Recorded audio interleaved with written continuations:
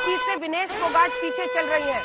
क्या खबर मिल रही है? क्या बीजेपी के कैप्टन और चुनाव आयोग के मुताबिक बीजेपी को बहुमत मिल गया है हरियाणा में। ये चुनाव आयोग की तरफ से कहा जा रहा है कि हरियाणा में बीजेपी को बहुमत मिल गया है। कांग्रेस 33 सीटों पर आगे है, चुनाव आयोग का ये कहना है, लेकिन ये रुझानों के मुताबिक है, अभी नतीजे आने बाकी है। हरियाणा में बीजेपी अभी 46 सीटों पर आगे चल रही है, 46 सीट्स पर। ये चुनाव आयोग का कहना है। हरियाणा में रुझानों में बीजेपी को बहुमत दिख रहा है और भूपिंदर हुड्डा पहली बार ये रुझान आने के बाद सामने आए हैं। भूपिंदर हुड्डा से हमारे सहयोगी अशोक सिंघल भी कोशिश करेंगे बातचीत करने का, लेकिन चुनाव आयोग की तरफ से कह दिया गया है कि 46 सीटों पर रुझानों के मुताबिक अभी रुझान नतीजे नहीं आए हैं। रुझानों में बीजेपी आगे चल रही है 46 सीट्स पर, वहीं कांग्रेस पार्टी 33 सीटों पर आगे चल रही है, चुनाव आयोग की तरफ से कहा जा रहा है। अशोक को दिखा दीजिए अगर वो जुड़ गए हैं। भूपिंदर हुड्डा पहली बार दिख रहे हैं। भूपिंदर हुड्डा अपने मुख्यमंत्री पद की दावेदारी ठोक रहे हैं, आप उनको देख रहे हैं सामने में। उनके बेटे दीपेंद्र हुड्डा भी रोहतक से सांसद है। ऐसे में भूपिंदर हुड्डा को लेकर ये बात कही जा रही थी। भूपिंदर हुड्डा ने कहा कि न टायर्ड हूं न रिटायर्ड हूं, जिसकी सबसे ज्यादा चर्चा हुई, यानी उनकी जो महत्वाकांक्षाएं हैं मुख्यमंत्री पुनः बनने की। 10 साल का शासन उनको 14 के पहले भी हरियाणा में मिला था बतौर मुख्यमंत्री, और उसके बाद एक बार फिर अगर कांग्रेस की जीत होती है वो दावेदारी ठोक रहे थे।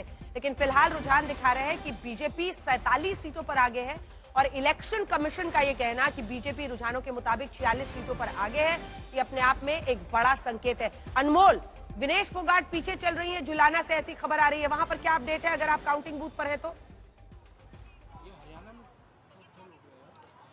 अंजना, अगर अभी के रुझानों की बात करें, बड़े शुरुआत के रुझान है। 2 घंटे बीत चुके हैं जब देखा गया कि काउंटिंग शुरू हुई। छठा जो चरण था उसमें देखा गया कि जो कैप्टन योगेश बरागी हैं, जो भारतीय जनता पार्टी के कैंडिडेट थे, वो विनेश फोगाट से आगे चल रहे हैं। पहले राउंड में देखा गया कि विनेश फोगाट तकरीबन 200 वोटों की लीड पर थी, पर दूसरा राउंड आते आते जो लीड भारतीय जनता पार्टी के पाले में चले जाती है 2000 वोटों पर अब जो छठा राउंड है इसमें भी अभी तक जो लीड बरकरार है वो भारतीय जनता पार्टी के कैंडिडेट यानी कैप्टन योगेश बरागी की है। तकरीबन 1030 वोटों की अभी उनकी जो लीड है विनेश फोगाट के खिलाफ, क्योंकि ग्राउंड पर देखा गया था कहीं ना कहीं जो जुलाना का जो चुनाव था एक हॉट सीट बन जाती है, जहां मुद्दों पर तो इलेक्शन लड़ा जा रहा था, पर वहीं दूसरी तरफ जाट वर्सेस नॉन जाट का भी एक मुद्दा था। जाट वोटर जो थे वो कांग्रेस की तरफ देखे जा रहे थे, नॉन वर्सेस जाट का मुद्दा था। लेकिन जब मैं जुलाना में ग्राउंड रिपोर्टिंग देखी, हालांकि अभी शुरुआती आंकड़े हैं, थोड़ा हमें इंतजार करना होगा, ये आंकड़े पलट भी सकते हैं।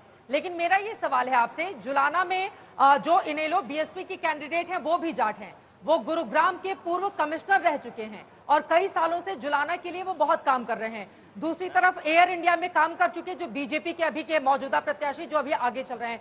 दूसरी तरफ खुद विनेश फोगाट हैं। तीसरी तरफ WWE की रेसलर को मैदान में उतारा है आम आदमी पार्टी ने। तो वहां पर मुकाबला जो था जाट वर्सेस जाट, जब इनेलो और कांग्रेस पार्टी को हम देखें तो ऐसा लग रहा था कि वोट बढ़ता हुआ दिखाई दे रहा है, क्योंकि उस इनेलो के प्रत्याशी को आप नजरअंदाज नहीं कर सकते।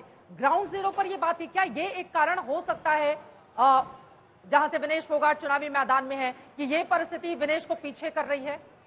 अनमोल, चित्रा, अगर धरातल की बात करें, चुनावों में हमने भी जब कवरेज की तो हमने देखा कि बहुत सारे जो जाट थे जो कहीं किसी समय INLO और जजपा के वोटर्स थे। देखा गया कि किसान आंदोलन के समय जब जेजेपी खट्टर सरकार से अपना नाता नहीं तोड़ती है, इन चीजों को लेकर नाराज थे।